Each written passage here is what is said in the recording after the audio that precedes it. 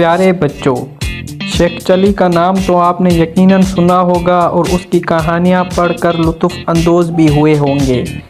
آج ہم اس کی حماقت سے بھرپور کہانی سناتے ہیں۔ کسی گاؤں میں ایک بڑھیا رہتی تھی جس کا ایک ہی بیٹا تھا جس کا نام چلی تھا۔ وہ بہت کام چور، بے وقوف، سست اور کاہل تھا۔ اسے بس ایک ہی کام آتا تھا، شیخی بگاڑنے کا۔ جہاں چند لوگوں کو اکٹھے بیٹھے دیکھتا، ان کے قریب جا کر خود بھی بیٹھ جاتا اور انہیں گفتگو کا موقع دیے بغیر اپنے جھوٹے سچے کارنامے بیان کرنے لگتا۔ گاؤں کے لوگ اس کی اس عادت سے بہت تنگ تھے اور اس کا نام ہی شیخ چلی رکھ دیا تھا۔ وہ اپنے نام کی طرح بڑے بڑے خیالی منصوبے بناتا لیکن کسی پر عمل نہیں کرتا۔ ایک دن اس کے خیالی پلاؤ پکانے کی عادت سے چڑ کر ایک شخص نے اس سے کہا، شیخ صاحب، آپ اتنے بڑے منصوبے کیوں بناتے ہیں؟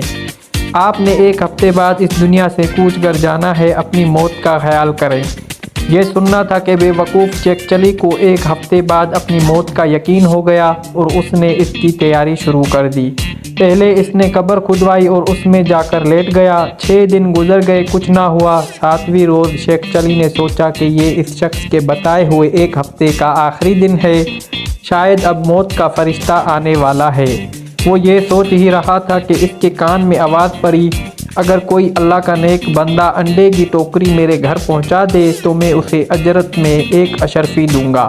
شیخ چلی اشرفی کا نام سن کر قبر سے باہر نکل آیا اور انڈے کی ٹوکری اٹھا کر سر پر رکھ لی۔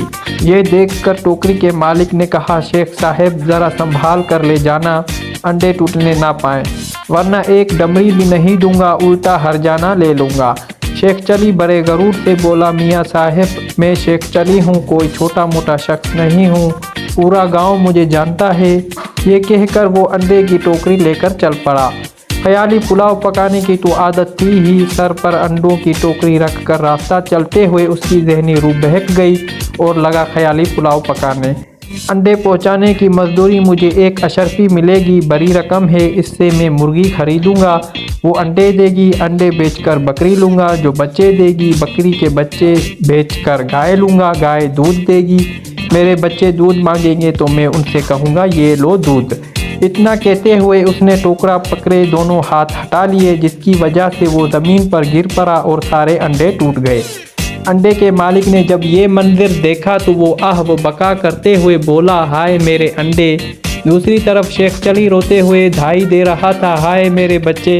دونوں کی آہ وزاری سن کر لوگ جمع ہو گئے اور شیخ چلی کی بات سن کر اسے باور کرایا کہ تمہاری تو شادی بھی نہیں ہوئی، بچے کہاں سے آ گئے جو تم رو رہے ہو؟ ہاں، انڈوں کے مالک کا تم نے جو نقصان کیا ہے اس کا ہرجانہ تمہیں دینا پڑے گا۔